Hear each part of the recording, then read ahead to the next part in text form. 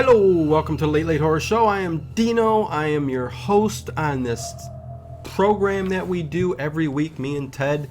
We review, we vlog, we talk about old movies, new movies, horror movies. We have fun. And what I'm going to do from now until Halloween, because I'm in the Halloween spirit now, it's getting cold outside, it's turning fall. And what better way than to go way back in time to the 30s and 40s when everything was on radio. That was when you could turn off all the lights, crank up the knob, the little knob on the little radio, and listen to some of your favorite shows. And these were shows that were usually aired right around Halloween back in the day. And I'm going to have the fire going and turn off all the lights if you can and just enjoy. So from now until Halloween, you're going to get a whole lot of old radio dramas, and I hope you guys enjoy it. With that said, enjoy the first one here with Bram Stoker's Dracula, 1949, originally aired on Stage, old-time radio show, and great acting, great mood, great atmosphere, and great one to start off with, right? Dracula for Halloween. So plenty more to come.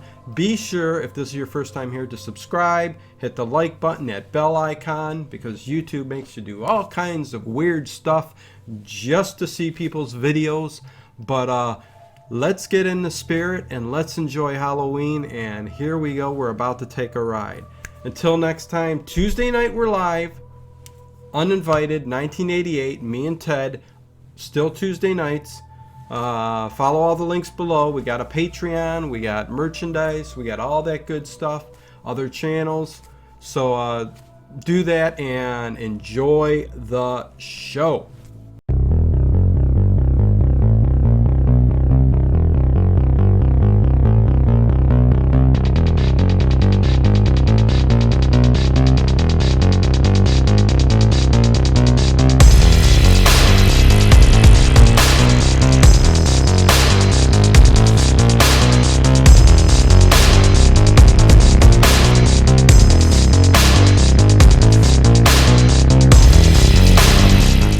Is it just me?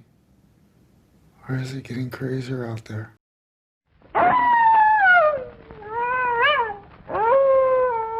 When the spirit dies, but the dead live, the dark god of the night is a beast.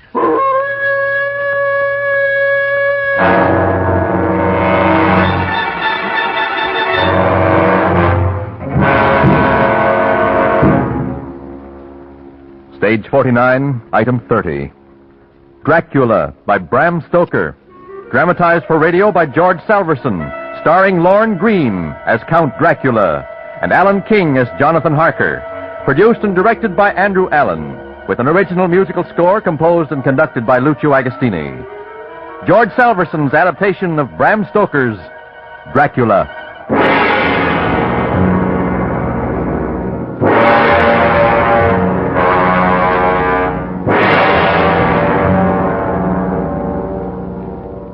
This is the journal of Jonathan Harker. Should any read, convey its warning to those who will believe and act, and convey it to those who mourn me, for I have written my last word.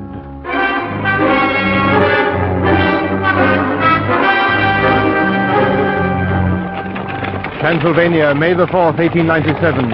A day of a strange, wild journey to carry me on my mission. Is travel among these motionless mountains and long sleeping castles always pursued so recklessly, so desperately? Our Slovak driver lashing his horses, the coach for Bukovina rocking and bouncing, the passengers crying for more speed. More quickly, the sun seems clear. Crying for more speed as darkness is near, and watching me with eyes that are somehow troubled. Obviously, you are the Englishman. The Englishman? Yes, I am English. In Bistritz, when we took the coach, there was much attention on the Englishman. But why, sir, is it so remarkable to be English? I do not know why, but I can tell you that this wild country, the ancient battleground of Bulgar and Turk, is not only a melting pot of races, it is a melting pot of all the world's superstition. And it is sometimes remarkable what an Englishman will do. There's nothing remarkable in what I am doing. I represent a completely respectable firm of London solicitors. I am here to perform a service for a client. And who is this client, sir? Count Dracula. Driver, more quickly! Am I to hide in? Must we travel through these potholes as though the devil were after us? Tradition would have it these roads should be never repaired, lest the Turk consider it a warlike action. Herr Englishman, it is the eve of St. George's Day, is it? Oh, yes, of course. Do you not know at midnight all evil in the world holds sway? Do you know where you go, Herr Englishman? I do not understand you, sir. Our friend has had his say. You, sir, are from London and I from Prague. I fear we find these people amusing. They seem to be afraid of me. I don't know why. The Count will have his carriage meet the coach at the entrance to Borgo Pass. Then I leave you to perform certain services for the Count at Castle Dracula. Driver! I know! I cannot understand this bone-shattering speed. Perhaps our fellow passengers fear the dark. Or perhaps the devil is after us. Darkness, with the feel of the mountains hiding in it. A long, hard climb toward Borgo Pass. The horses walking and my bones aching. Campfires near the road. Gypsies. I am going to walk a piece. What are you doing? I'm going to walk while the hill has slowed us down to a reasonable pace. I forbid it! I am responsible. I forbid you to leave the coach. The wolves are savage here. Those gypsies don't seem afraid. I forbid it! Oh, very well. A stranger passes in the night. He believes only what he sees. Will he see what he cannot believe? There is the road. There goes Borgo Pass.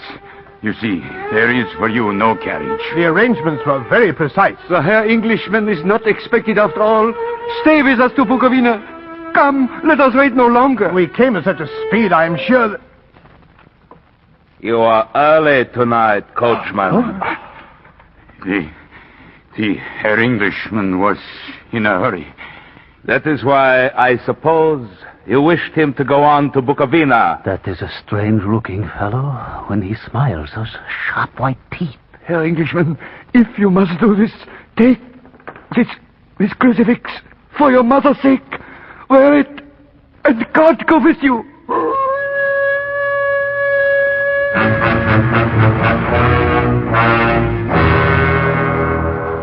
The coach with its frightened passengers swept into the darkness on its way to Bukovina, leaving me with the stranger who had so suddenly materialized. Without a word, he motioned me to a carriage which stood silent in the shadows. As we drove upward through the pass, the cry of the wolves followed us until midnight found us in the courtyard of a vast, ruined castle, from whose tall black windows came no ray of light.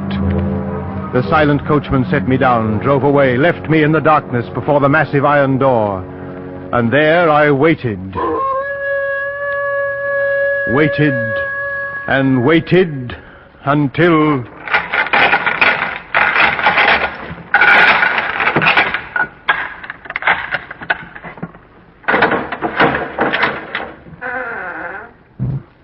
Welcome to my house. Enter freely and of your own will. Count Dracula? I am Dracula, and I bid you welcome, Mr. Harker. Yes, thank you. The door is very effective. It once frustrated a Turkish army. It wouldn't do to lose the key, would it? Come, sir, it is late, and my servants are not available. Let me see to your comfort myself. His servants. I wondered if the servants existed as I followed along the passage, up a great winding stair, and down the stone floor of another endless passage. Even Dracula's silent coachman was Dracula.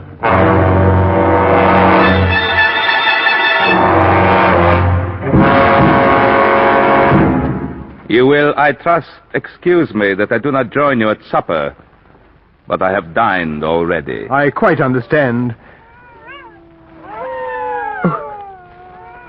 Even in here, the sound of the wolves. Listen to them. The children of the night. what music they make. Music? Ah, sir. You dwellers in the city cannot enter into the feelings of the hunter. Dracula smiled.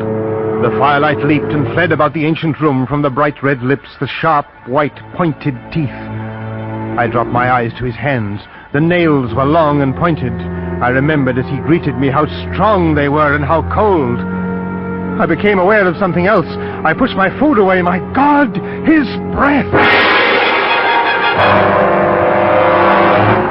Now tell me of London and the house which you have procured for me.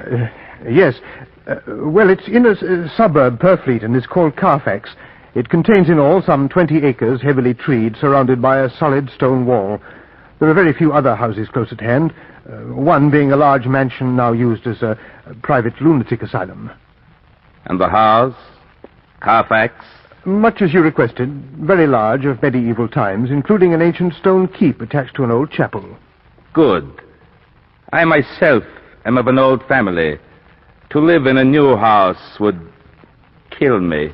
I understand, but really, Sir, Carfax is little better than a disused dungeon. I belong to the past. A past of brave races who fought as a lion fights for lordship. The Huns, whose fury swept the earth till the dying peoples thought the werewolves themselves had come, that in their veins ran the blood of those old witches who, expelled from Scythia, mated with the devils in the desert. Fools! What devil or what witch was ever so great as Attila, whose blood is in these veins? But you will forgive me. I have kept you until morning, and you are tired.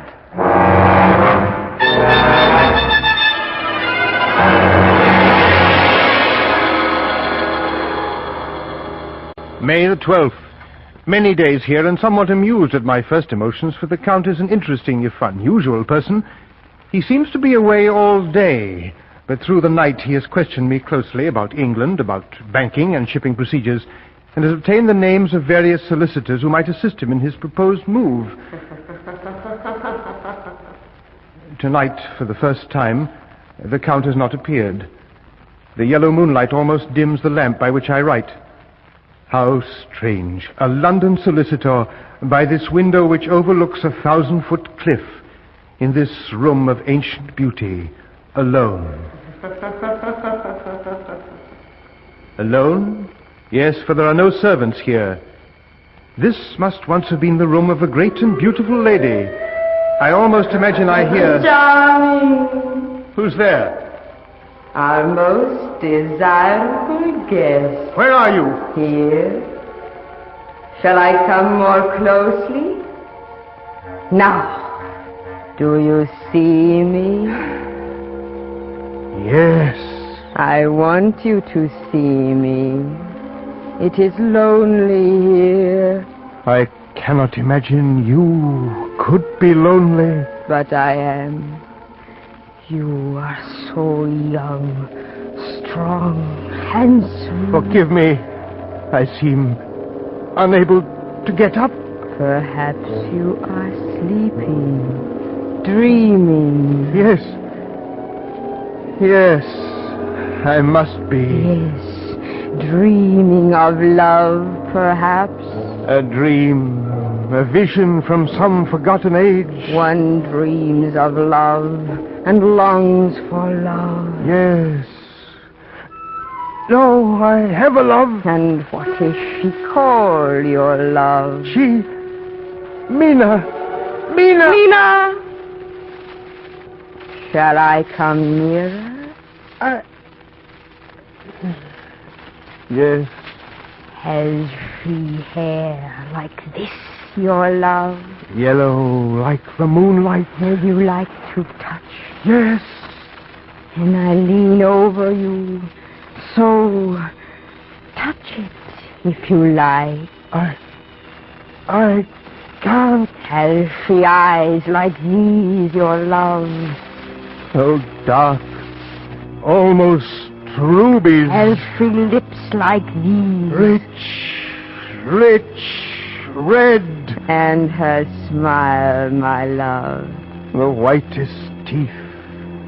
The sharpest. Would you like me to kiss you? Yes. Then I will. Let me show you love you never dreamed. First, my lips to your throat. My sisters. Beautiful. Are my sisters impatient? Go on. Yours is the right to begin. He is young and strong. There are kisses for us all. Yes, kisses for us all. How dare you touch him? How dare you when I had forbidden it? Beware how you meddle. You yourself never loved, you never loved. Yes, I too can love. When I am done with him, you shall kiss him at your will. Now, go. I must awaken him, for there is work to be done. Are we to have nothing for tonight? Yes.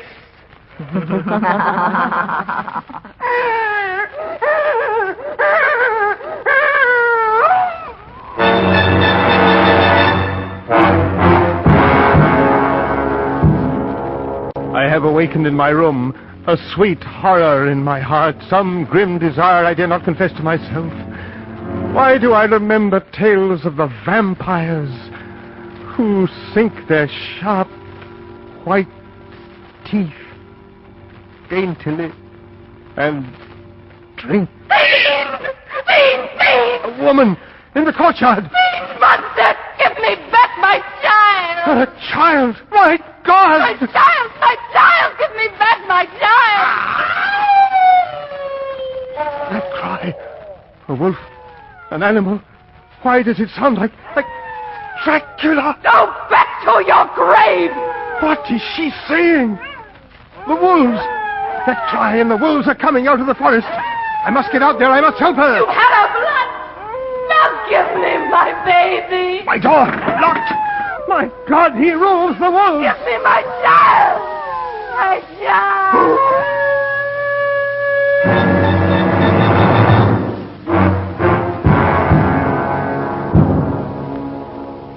My door is opened again. But though I've tried all the day, there is no escape from this part of the castle. No way but the windows and the cliff. At nightfall, heartsick, I was shaving, using the mirror from my traveling case. Well, my young friend. Mr. Harker! I did not see you behind me. I cut myself. Blood! Blood on your face! What are you doing? Blood on your face! Your hands! Take away your hands! My throat! What is this you wear on your breast? What? A gift. A crucifix. This mirror is the wretched thing that has done the mischief. Foul vanity, away with it! Our business will be completed tonight, Mr. Harker. Tomorrow, I go to England. If you care to listen at the window, you may hear when the mirror strikes the stones below. You may. He smiled with his sharp white teeth. What manner of being is this who, in a mirror, has no reflection?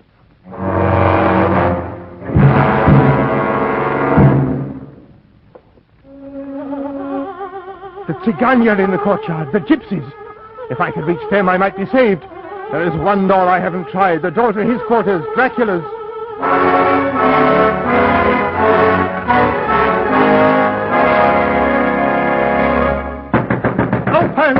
Open the door, for God's sake! Gypsies, I hear you in there. You know I'm here. You know I was in there with that. Aren't you living men?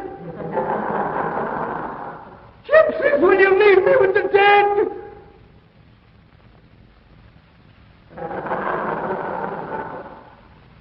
Where are you?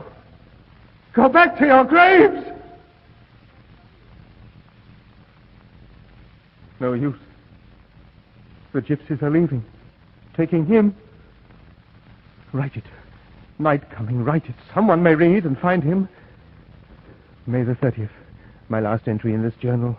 I have sought every way of escape. There is none but the windows of these quarters which overhang the terrible cliff. I entered the Count's rooms. A door led me to a deep stairwell, down to a ruined chapel, down to dark vaults of dusty coffins. No way out. Then there was the smell. Old earth newly turned, and boxes, large boxes like coffins, half filled with the earth. 50 of them, I counted them, with earth new dug from the graveyard floor. Now I know where he spends his daylight. Now I know what he is. For in the last box, I found him.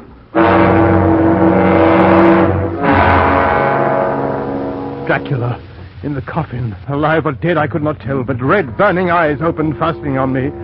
His youth seemed renewed, the cheeks fuller, the white skin ruby red underneath, the mouth redder than ever, the flesh swollen, and from the corners of the mouth, trickling over the chin and neck, gouts of fresh blood. He lay like a filthy leech, exhausted with his repletion. This was the being I was helping to transfer to London with its teeming millions. I seized a shovel left by the gypsies. I raised it to strike at that hateful face, and it turned as the eyes blazed hatred at me. My limbs weakened. The shovel fell, gashing the forehead, and I fled. When I heard the gypsies in the vaults removing the dreadful boxes, I tried to return. They had locked me out, locked me in. I know their work. They're in his pay, filling his coffins, transporting them to the sea, where the work I have done will bring the vampire who breeds vampires to my home. What am I to become with those others waiting? The gypsies are leaving. I am alone with the living dead, who by day return to the earth of their own graves, and night is coming. I will choose the cliff. My beloved Mina, I will never see you again. May the 30th, the last entry, on the last day of Jonathan Harker. The precipice is steep, but God's mercy is better than that of those monsters.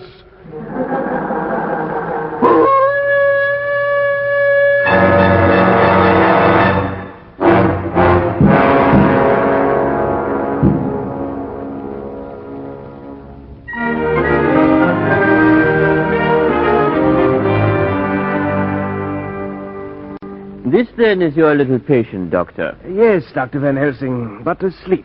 Asleep, Dr. Van Helsing. Quite a simple case, Dr. Van Helsing. To awaken the boy is no need. No, certainly. He was found on Hampstead Heath this past September 29th. Quite a simple case, Dr. Van Helsing. His color, it is good. Nourishment, Dr. Van Helsing, nourishment. A simple case. Hardly justifies a journey all the way from Amsterdam by such a noted philosopher and scientist, Dr. Van Helsing. I read of this and the other children in your papers. When found, he was so white, so bloodless? Quite so. Simple case. Now, please to remove the bandage from the throat. Yes, as you wish. You see? The two tiny wounds. Simple case, Dr. Van Helsing. Please, what is it that is so simple? Malnutrition and anemia, sir. The parents deny it. Nonsense, Dr. Van Helsing. And this lady so beautiful of the newspaper stories? Oh, tut, sir. The beautiful lady who lures away the little ones in the night. Journalistic tommy-rot, sir. The wounds. For them, how do you account? Scratches, Dr. Van Helsing. Scratches. Your interest flatters me, sir, but I cannot account for the honor. Dr. Vincent, there is so much for which we cannot account. In August, I have come to London to fight such an illness as this. It was of a fine young friend of mine, a dearly beloved fiancée, a most sweet lady. He, my young friend, is a doctor as well. You may know him, Dr. Seward? Dr. John Seward. He is a student of mental disorders. I believe he has a private asylum at Perth. The same. And what was the outcome of the case, sir? With our knowledge, our science, we were babies. She died. A pity. The cause? The cause? That I should wish to know. Anemia, Dr. Van Helsing? Her blood, it was as rich as her youth. She died, somehow, of losing her blood.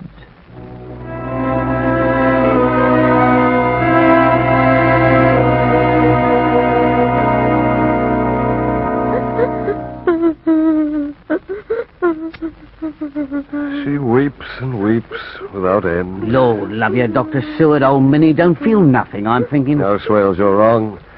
She feels nothing but all the world's helpless, horrible sorrow. So many years had held her silent. When she began to weep, I had hope for her. Yes, years of staring, now another 10 of sobbing. When did she start? August 13th it was, Dr. Seward. How are you so sure? It was the night old Renfield give up his pets and turned so violent like. How do you remember that? It was the first night that your poor Miss Lucy... Oh, yes. How is Renfield tonight? Still quiet with his pets as he's been since the Since the what? The funeral, sir. What? Dr. Seward, sir, don't you... haven't you... What is it, Swales? Old Renfield, he's been asking to see you, but I didn't like to disturb you. What with all your trouble... By all means, I'll see him, any of them. What else have I now? If it were me, I'd be finding my consolation by the pint. A pity you've nothing but lunatics. Open the door. I'll call if I need you. Yes, sir. Oh, Mr. Renfield, you wish to see me? Ah, yes. Yes, indeed, Doctor. I have the temerity to beg your indulgence. A very great favor, Doctor. Should I be permitted to guess? Your little colony of sparrows has exhausted your supply of string to maintain their faithfulness to their master? Ah, no, sir, no. You misapprehend the significance of my future projects. Then how may I help you, Mr. Renfield? A kitten, sir. A kitten? Well, that would be rather irregular, Mr. Renfield. I gave you sugar to catch your flies. What became of your friendly little flies? Oh, they all flew away. Then somehow you collected a handsome family of spiders. Did they fly away? Possibly. Now, by some skill of your own, you've enticed this goodly collection of sparrows. Have you tired of them, by chance? A harsh accusation, Doctor? A harsh accusation? Now you ask for a kitten. Mr. Renfield, where is all this going to end? A kitten. A nice little, sleek, playful kitten that I can play with and teach and feed and feed and feed. I'm afraid I'll have to think it over. Begging your pardon, Dr. Seward, but the old gentleman from Amsterdam is asking for you. Dr. Van Helsing? That's him, sir. Van Helsing in England? Why? A kitten, sir. A kitten to play with and feed.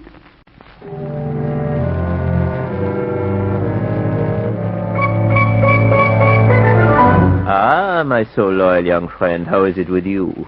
As well as can be expected. Such a terrible thing one does not quickly forget. What brings you to England? This. Westminster Gazette?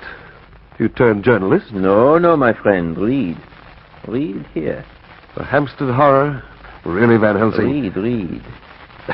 We have just received intelligence that another child was missed last night.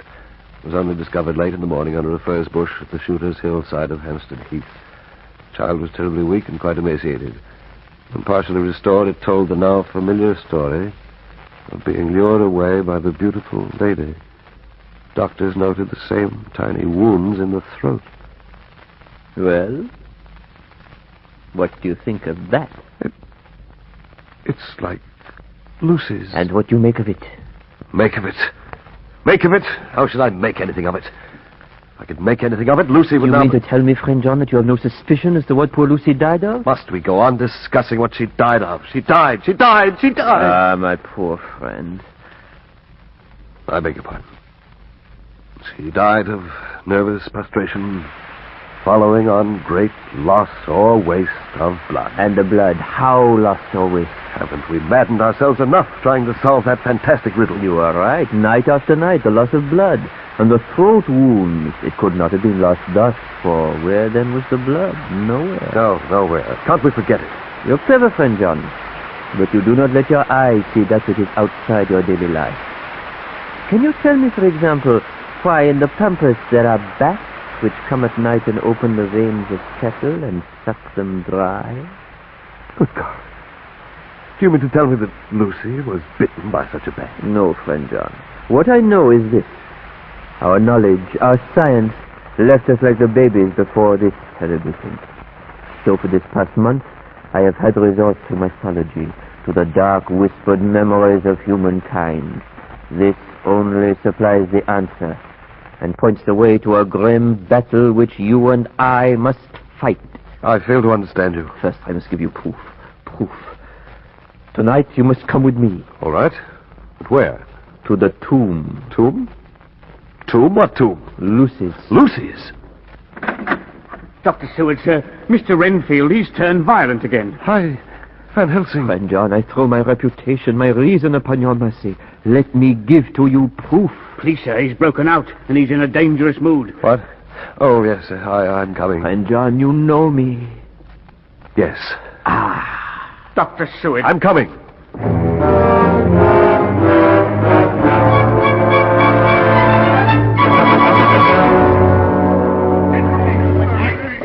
This way, Dr. Seward, by the gate to Old Carfax. I hear that. What's he started? Took after two men coming out with a carrier's cart. Don't understand this. What manner of disorder is it, this poor man? I call him a zoophagus, an eater of life. Eater of life? Many flies to a spider, many spiders to a sparrow. He eats the sparrows. The attendants are having difficulty, sir. I see the carter's men help from a great distance. He banged the carter's men up something wicked, sir. Hold his legs there! You think I'm practicing a minuet? Murderer! That's it, hold him! Robbers! Mr. Renfield! Mr. Renfield! They shan't rob me! They shan't murder me! I'll fight for my lord and master! There's nothing to be done with him. Get the straitjacket on him. Lord and master? Did you not say he eats life? Beyond me, Professor. Only once before has he had a lord and master. Otherwise, only flies.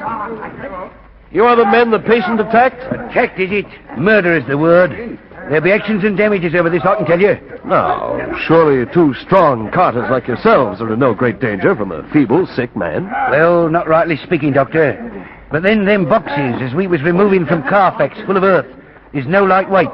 And if it wasn't for our strength being spent on them, we'd have made short work of him. Well, I'm sure it's thirsty work, and perhaps... Well, I thank you kindly, sir. And we do sympathise with you and the poor gentleman, sir. They've got him, Doctor.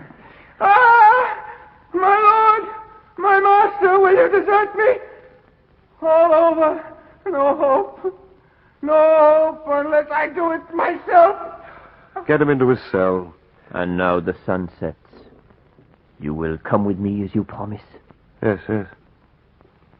Why is Renfield suddenly so quiet? What's he staring at?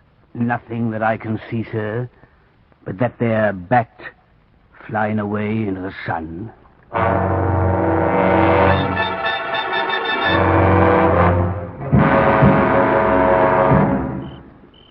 Van Helsing, we come into the graveyard like ghouls by night.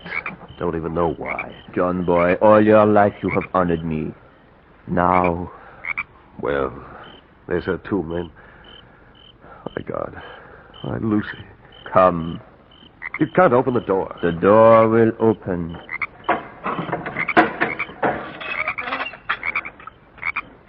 You see? Come. Oh, no. No, I can't. I want to remember her as she was. No. You are a doctor. You must know why she died. Even more so you may be revenged. Revenged? Come.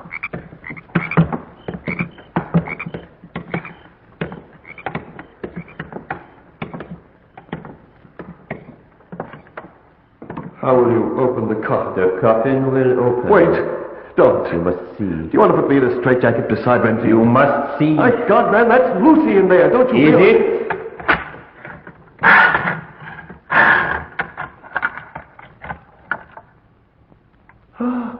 Is it?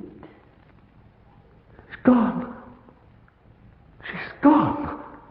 What have you done with her? Trust me, please. I will show you.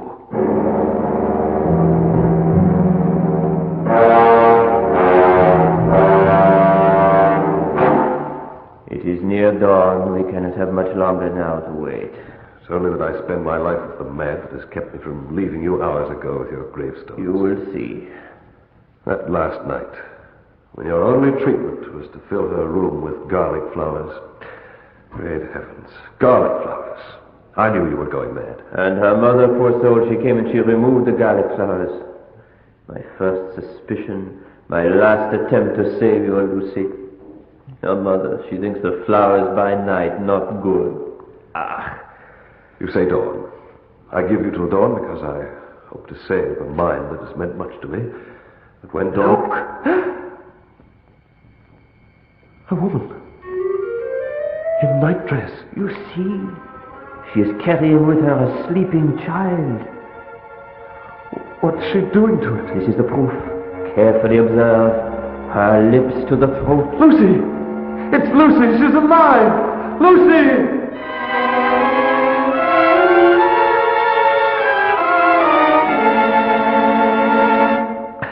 No, I couldn't find her anywhere. She vanished. You wait by the door. She must come. The child is all right. You saw... Yes, but Lucy's alive.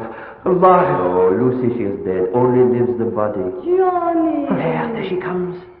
Johnny! Lucy! Slowly observe. Is it Lucy? Yes. Beautiful. Alive. Even more beautiful. Notice the blood-red lips. The teeth have altered. Somehow they almost protrude. The eye teeth and the eyes red. She was drinking that child. Johnny! My arms are hungry for you. Oh, Lucy. Come and we can rest together. Slowly, Lucy. This you do not like. Van Helsing, her face. This you cannot pass. Return to your tomb. The sun it comes. Her face. See, she goes into her grave. Twisted with rage like an animal, like a fiend. What did you do? Friend John, there is much here that you and I, as men of science, never have believed. Tonight, the crucifix has been our salvation. My God. There was blood on her mouth.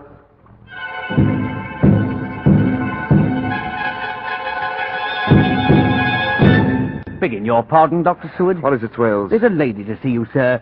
She says her name... Don't know. I never heard of her. I'm busy. I'm sorry, sir, but the lady was most insistent. Tell you I can't see her. Tell her to go away. Get out of here. Yes, sir. All right, Van Helsing. You've proved everything. Now what? To me, too, it is so difficult to believe. But we have seen. There are the living dead. Vampires. So fails us our science. To go upon, we have only tradition. Superstition. There is among us a vampire who works this evil. He does not sting and die, the vampire. He becomes more strong. He is of cunning more than mortal. For his cunning is the growth of ages through which he does not die. He is a brute, and he may command the brute, the rat, the owl, the bat, the wolf. His love is the living, and his food is their blood. When his prey die, they too become the living dead, the vampire. Yes, Lucy. And how does tradition tell us we can deal with this? Tell me, and I'll do it. Good. I will tell you. I will show you.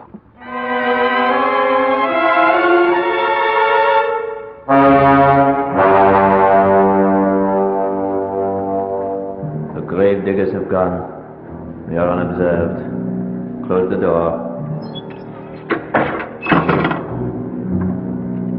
The tomb of the Westenra family. If they knew... What is that?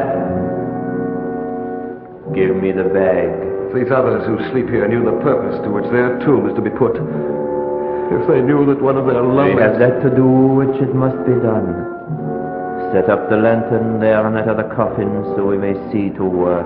To work? Yes. And here, ready, the garlic flowers. What was that? A dog?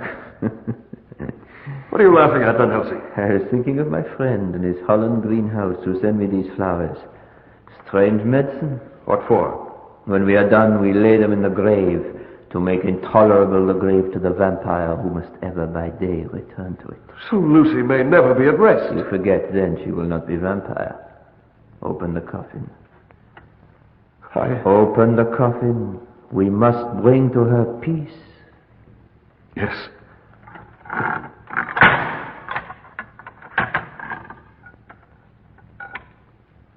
Oh, this strange, terrifying beauty. Is this really Lucy? Are those the lips I kissed? It is and it is not. Do not think. You are still willing? Yes. No one else has the right or the duty. I'm ready. Then in the bag you will find what you need. Yes. The mallet, the pointed wooden stake. You are very methodical. Do not think, just do. Take them. Yes. The stake. Where? The heart. The heart. The heart. Through the heart, right through, and she will have peace. Now take up the mallet. The mallet. Yes. No, this is wrong. I should be the one. No, she is mine. No one will do this to her but me. My God, how I loved her. Remember, her career, it has just begun. Those children, they are not yet so much the worse. If she live on, undead, by her power over them, they come to her. They become as her. But if she die in truth, then all cease. The tiny wounds from the throat disappear. The children play, not knowing of this. And the soul of the poor lady whom we love shall be free. Yes. And perhaps she will know it is his hand that freed her, the hand of him that loved her best. Now, let it be done. Eternal rest give to her, O Lord, and let perpetual light shine upon her. Oh, dear God, I can't. Do it, will you leave her in torment? The just shall be in everlasting remembrance. She shall not fear the evil hearing. Absolve, O Lord, the souls of all the faithful departed from every bond of sin. And by the help of thy grace, let her be found worthy to escape the sentence of vengeance and to enjoy the full beatitude of the light eternal.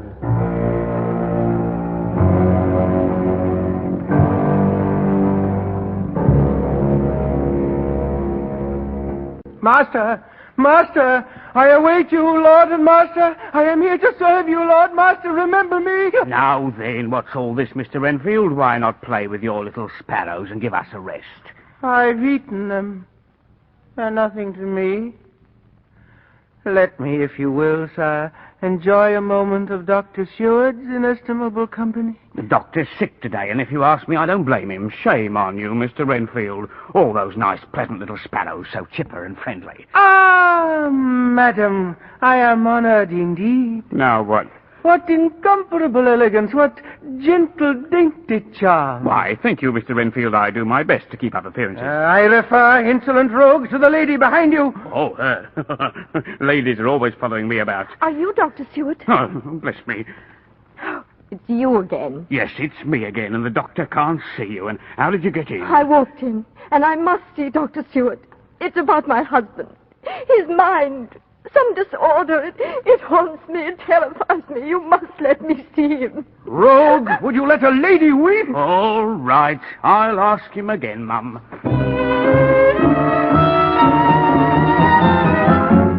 John, friend John. You're feeling better, perhaps? Possibly you should to your bed return another sedative. No. So little we know. I have learnt the first time when he enter a house, he must receive invitation. But he's cunning. We must trace each detail in the case of poor Lucy. What do you watch so intently? Nothing. Go on. Each moment of her life, from the moment of the first sign, the paleness, the dreams, the throat wounds, this we must trace and study for some clue. What do you do with the pistol, friend John? This! Friend John, what is this? In the window with his black ugly wings spread out, there was a bat. Ah, a bat. Dr. Seward, are you all right, sir? Quite all right, thank you, Swills. I just shot a bat. Dr. Seward, Swales, who is this young lady? I'm sorry, sir. I heard the shot. She would follow me. Dr. Seward, I believe it is not considered quite fashionable to point at a gentlewoman with a pistol. What? Oh, your pardon. What is it you want? Dr. Seward, it's about my husband, and your reputation has brought me to him. What about your husband? He's perfectly sane, and he insists he's insane. That's refreshing. The world is full of people perfectly insane, insisting they're sane. Please, Dr. Seward, it really is driving both of us out of our minds. He had some terrible experience he won't speak of. He was ill a long time, and now... Oh, you must help us, Dr. Seward. Prove to him he isn't unbalanced. Friend John, there is no bet here, shot at or otherwise. Dr. Seward, please. What's your name? Mrs. Harker, Mrs. Jonathan Harker.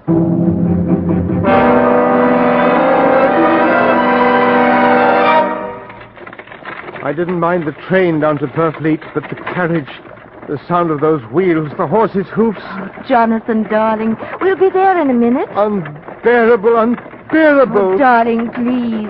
Dr. Seward will help you, you'll see. But you'll have to let him have that sealed journal. Oh, yes. Yes, I know you're right, Mina. We have to settle this, and the journal is part of it. Oh, Jonathan, now that you're facing this, everything will be right. Dear, lovely Mina, so good to me, so patient. No, no, darling, I'm not. I love you, that's all. Even as I am, tormented with the certainty No, no, darling, sweetheart. There's nothing certain about it except that you've been ill, and you'll be better. And there's nothing wrong with your mind.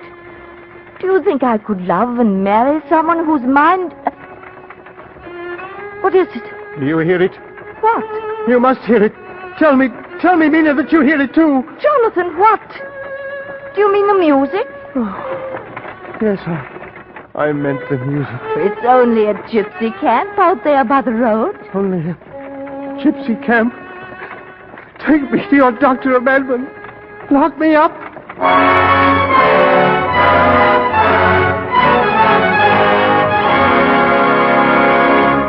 Well, Dr. Seward, you read it. I haven't even allowed Mina here to see it. All those experiences, they're real to me. Everything's so real. Well? Well, Doctor? Oh, Lord, I see myself hanging above the ghastly abyss, climbing. None of it possible but the brain fever in the Budapest hospital. I know it happened, therefore I must have a madness in me. Doctor, please, say something. Van Helsing! Doctor! Van Helsing! Swales, you rascal! Yes, Doctor. What is it, Van Doctor? Helsing, get him in here, now, this instant. Hurry, what are you standing there for? Love me, yes, indeed, at once. For the love of heaven, Doctor! No use, Mina. Now listen, you two are moving into my quarters here. You, Mr. Harker, are going to tell me everything you know about this Count Dracula. Every contact you gave him, every solicitor's name, every small detail you can rip up from your memory. Is that to be part of the treatment? Treatment? Jonathan Harker, you're as sane as I or the great Van Helsing himself. We need you, Jonathan Harker. And we're going to war. War? Yes, war on Dracula.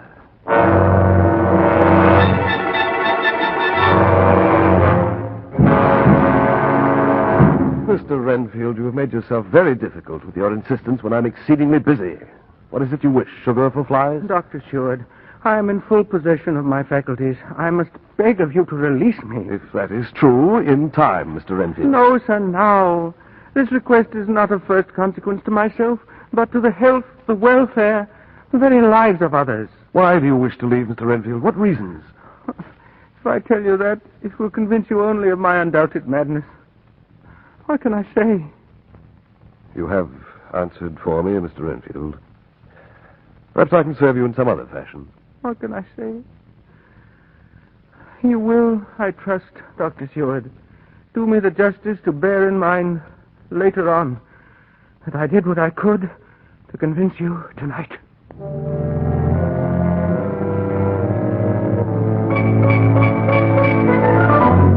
And now, gentlemen, and dear lady of whom we have become so fond, Thank you, Dr. Van Helsing. now we are ready to begin to act.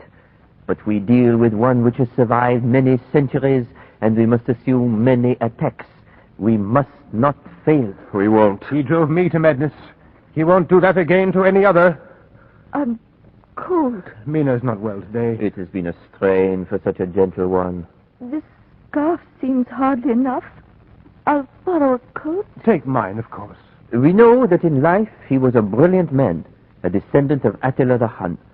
We know, too, from our studies, he must be the Count Dracula who did his army abandon to the Turkish slaughter and did homeward flee to raise a new force and try again. And we know from Jonathan that he's at Carfax. Carfax, next door. That is if our move's the next. Is he there? We will see. Please, be careful. Last night, I dreamed. Let him be careful now.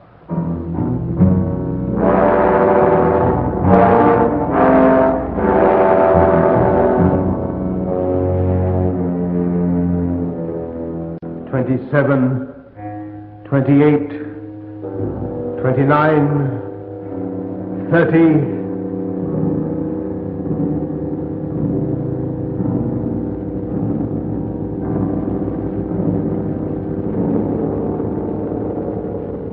There were 50. So these then are the boxes, the coffins, with the earth of his own grave, the vampire's lair, and each coffin a lair. Did you hear something? No? It plays upon my nerves, this ruined old house. The dark shadows, the stone walls, the coffins. It's Castle Dracula again. It is well to be cautious. Our enemy not only has a magic cunning, he has the strength of 20 men. And whereas our windpipes are of the common kind, we cannot hurt him as he can hurt us. He is dead. Van Helsing, we've seen those boxes before. Yes, friend John. An uncommon vampire is Dracula, so wily as to provide himself somewhere in London with 20 ways of escape and of hiding besides this old house's headquarters. It is our friend Jonathan here who must show us how to trace them through the solicitors, the shippers and carters who unknowingly transported these terrible things. Renfield attacked those carters. Renfield? Yes. Yes, Lord and Master was his cry. Renfield knows something about this. We've got to see him. I thought I saw a face. Where? There, in the shadows. The highlights of his face, the high ridge of the nose, the red lips, the red eyes, the awful pallor. There's nothing there. Listen. Rats. What's that? Swells. Thousands of rats. Look, they're coming. It's him. He's sending them. Professor, it's Mr. Renfield. Someone tried to murder him. Someone tried to murder Renfield? Dracula sends these rats? Great heavens, I see a million wicked eyes. Run! Run for your life!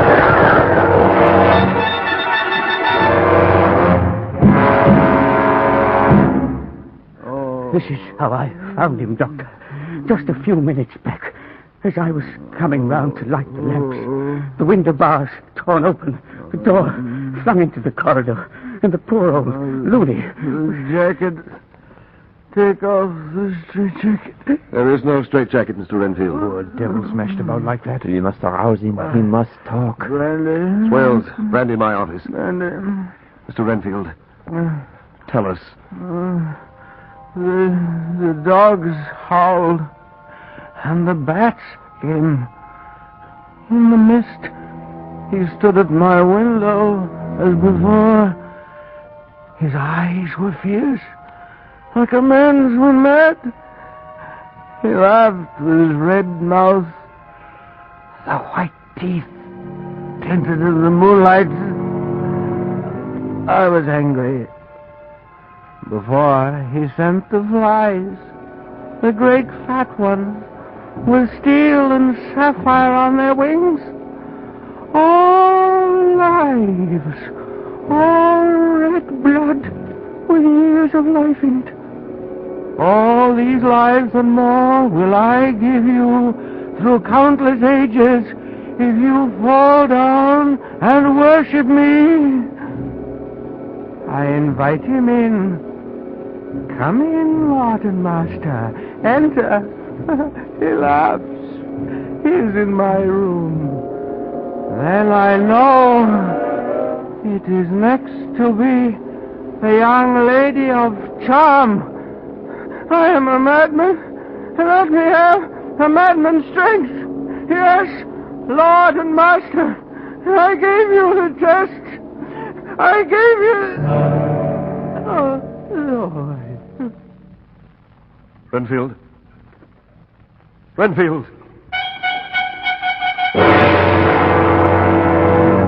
He's dead. There's no doubt how. I tried to get the brandy. Poor old loony. He was a decent sort in his way. Friend John. Yes? What did he say? It is next to be the young lady of charm? Mrs. Harker. Mina. Oh, heaven, Mina.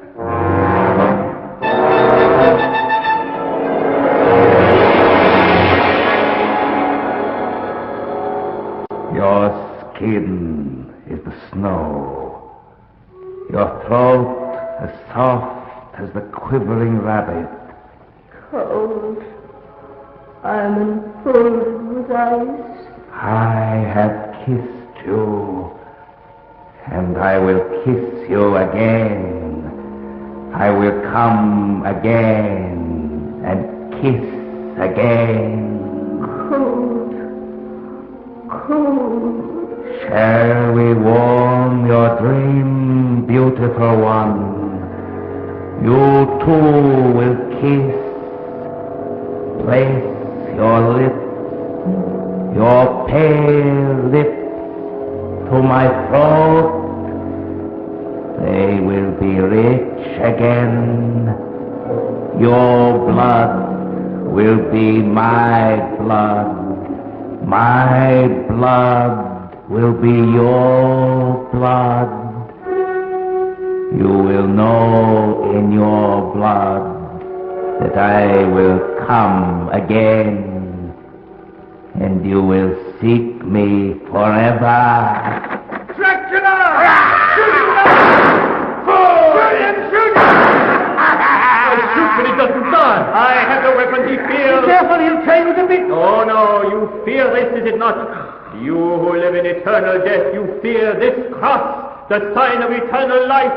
You think to baffle me? You, with your pale faces all in a row like sheep in a butcher's? My revenge is just begun. I spread it over centuries. You shall be my creatures, to do my bidding, and to be my jackals when I want to feed. Go to the window, stop him. We cannot stop him.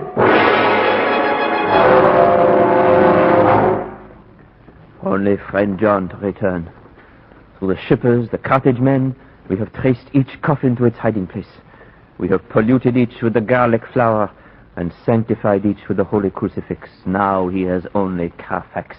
We will there catch him by daylight, helpless. Unless Dr. Seward found him in his coffin in the Piccadilly house. Unless. Otherwise, I could wish friend John would hurry. It grows late, and each night is a terror. I'm cold. I'm not well. What precautions can we take? Each must have the protecting crucifix. I place it to your forehead, Jonathan. And Mina, I touch it to yours. What? Mina, don't be afraid. All he did was touch the cross to her forehead. Burned. Look. Mina! Not now, Swales, not now. Take care of it yourself. Van Helsing? Burned into her forehead. A brand. Van Helsing! Jonathan! Mina! Did you find him? Only the coffins. I fixed them right enough, but then I went over to Carfax. You should have waited. I, too, have a score to settle. There were only 29. Somehow he has removed one, sometime in the night. Now we have no way to trace him. Escaping. He is escaping. Darkness. The smell of earth. Wagon wheels. What did she say? I want to follow. I want to go. Look what he's done to her, my lovely. The marks of a vampire on her poor throat. We must all keep together always. What is the story? When in life he abandoned to the slaughter his helpless people and fled home to try again? He's going to a seaport, to go home, to start over. Come, all of us. We must together go to make the last desperate fight against this monster. Where to? If necessary, to Transylvania. To Castle Dracula. May God give him into my hands just long enough to destroy that earthly life. If beyond it I could send his soul forever and ever to burning hell, I would do it.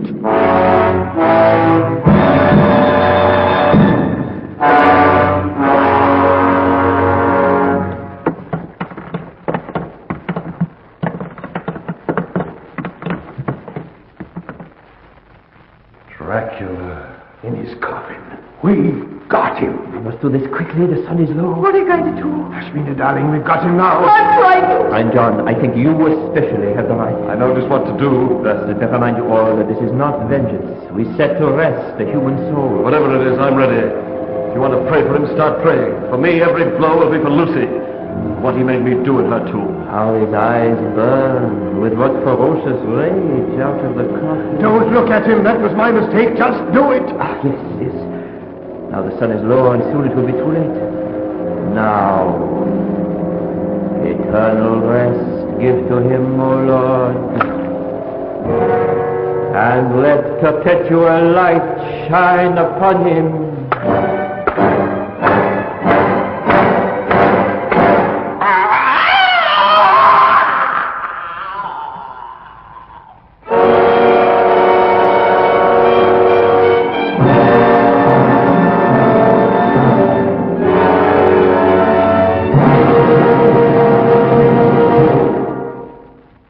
Jonathan, oh Jonathan. Mina, darling. Your forehead, your throat, the marks of the vampire are washed away.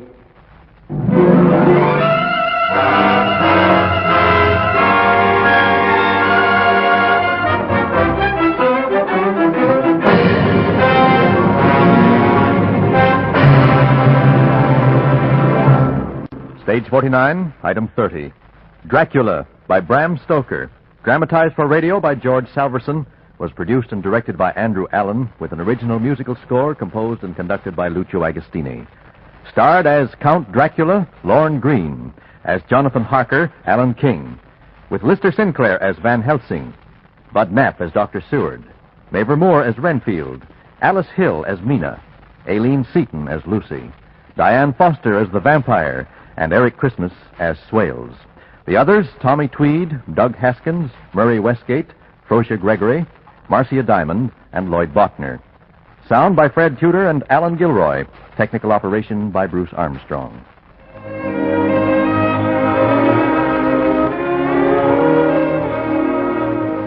Stage 49 is from Toronto. Elwood Glover speaking. This is the Trans-Canada Network of the Canadian Broadcasting Corporation.